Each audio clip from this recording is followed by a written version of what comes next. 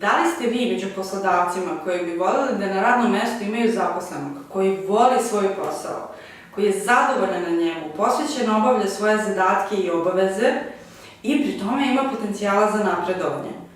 Da bismo realno procenili kako je stanje, neophodna nam je procena. Procena ili assessment predstavlja strukturno određivanje psiholoških karakteristika i kompetenciji zaposlenih, njegovih potencijala i oblasti za razvoj, sa ciljem preciznog predviđanja njegovog individualnog uspeha.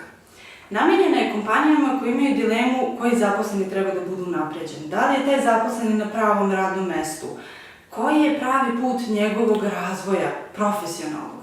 Sam proces assessmenta izgleda najčešće tako što konsultant zajedno sa ključnim uzorkom ljudi u kompaniji obavlja jednu vrstu strukturnog intervjua.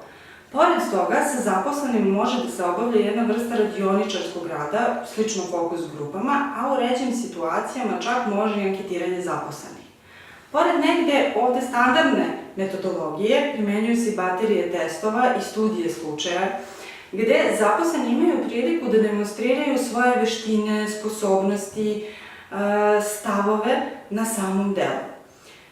Nakon obavljenih coachinga, treninga, projektnog rada, ono što mi kao konsultantska agencija pružamo našim klijentima je longitudinalno praćenje razvoja i retest u kompaniji, gde mi na taj način pratimo efekte naših implementiranih mera.